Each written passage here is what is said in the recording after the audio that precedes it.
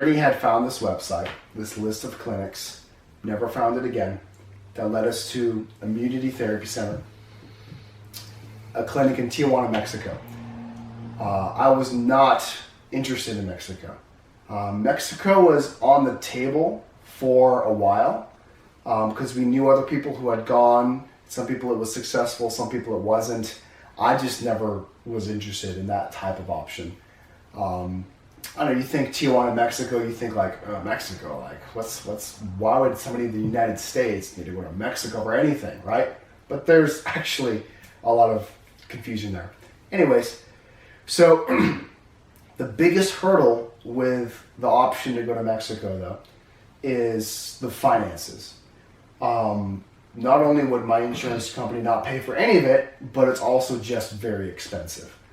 And so we felt the peace of the Lord on this though, because coming out of that 10-day fast, coming across that website, continuing to pray about it, we just decided to take it one step at a time.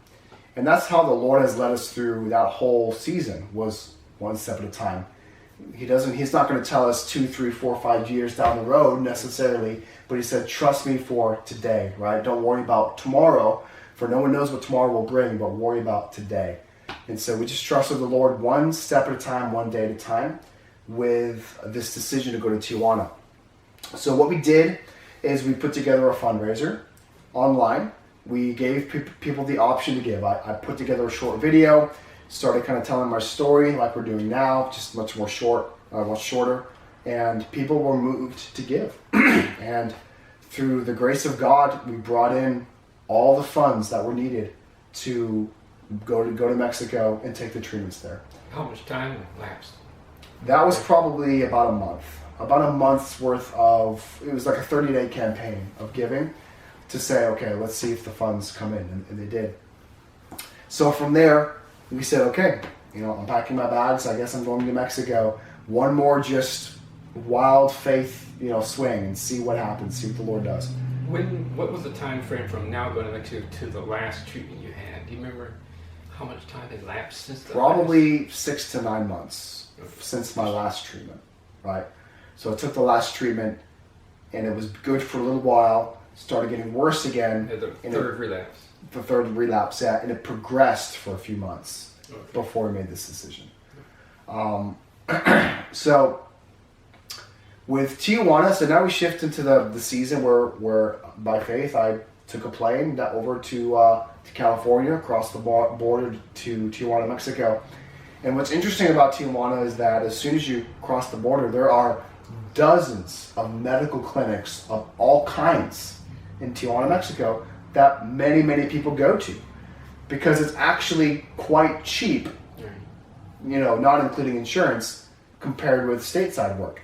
A lot of people go there for their teeth. Right. A lot of people go for the gastric bypass. It's actually a lot cheaper there. And a lot of people go there for cancer. There are multiple, probably dozens, at least more than 10, cancer clinics in Mexico, Tijuana specifically. Some of them are total quackery. They really are. Because there's far less government restriction on medicine, right? There's no FDA, etc. And so they're much more free to practice things that we wouldn't do here. A lot of it is total hogwash, total quackery, taking advantage of people, right? It just really is.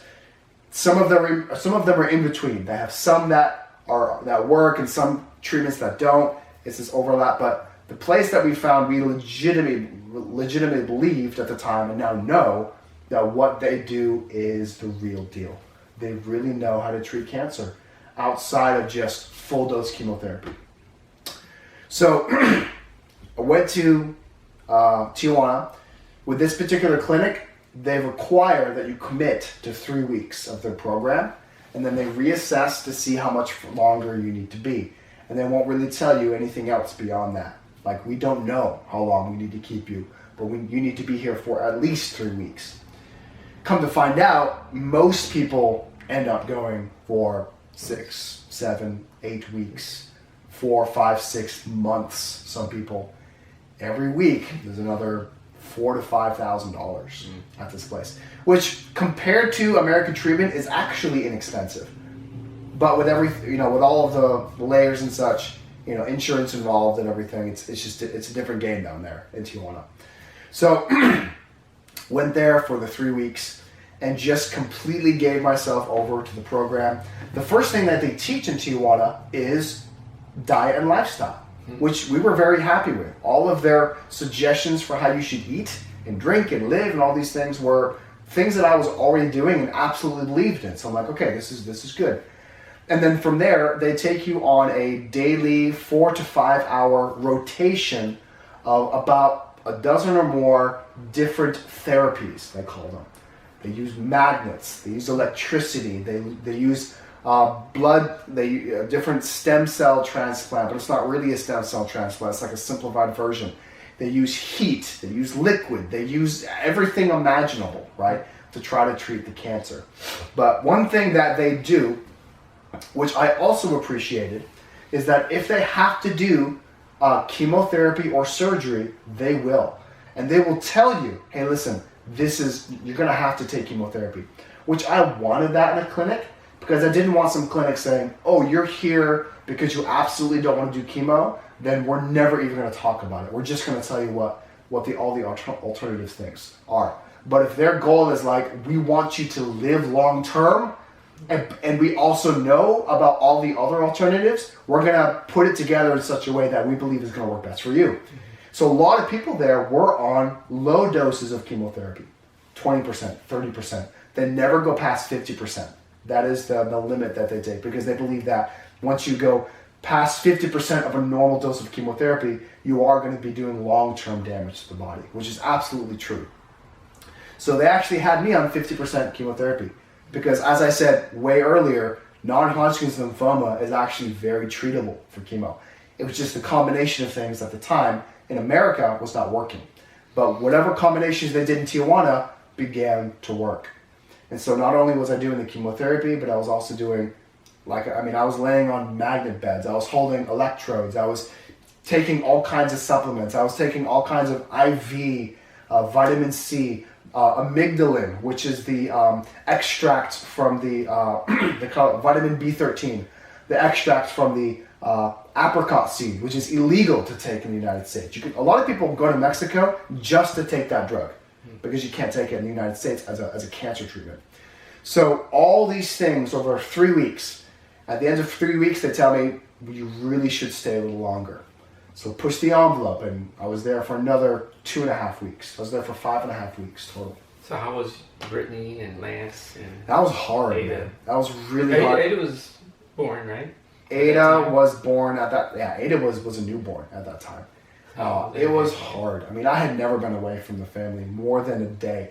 I'm not even sure if I'd even spent the night away from my family at least one time. We just didn't have to, right? And now here I was 5 weeks out being gone. And so what actually ended up happening is they encourage you to have a companion there at all times. Yeah, especially the first 3 weeks. So for the first 3 weeks, I had my brother-in-law, Joe Navarre, come. And then I had my brother, Johnny, come for a week.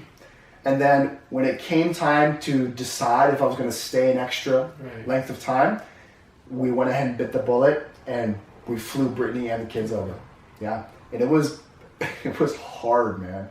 It was hard. Brittany being alone with 2 kids in a foreign country, Tijuana, Mexico.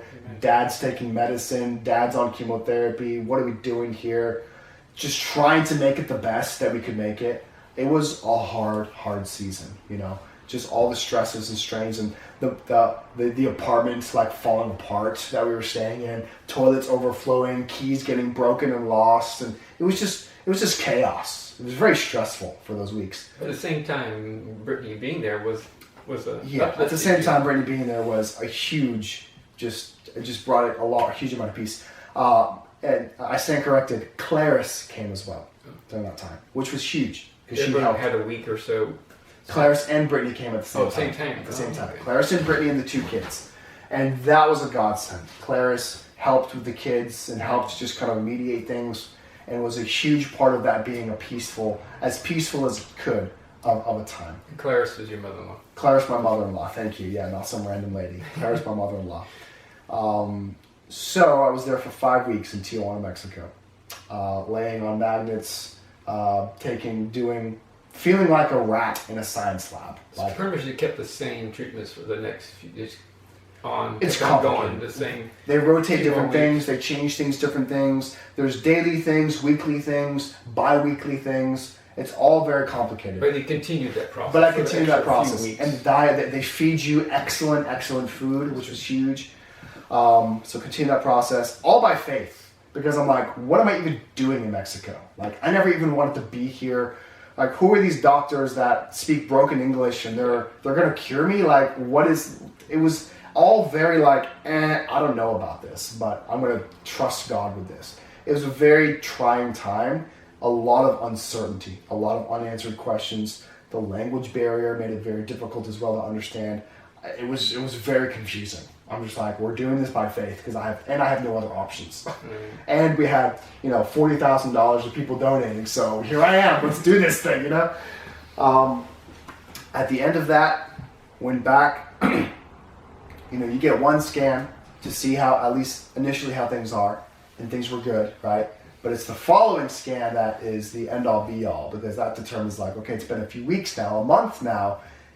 Are you sustaining a cancer-free environment? No cancer.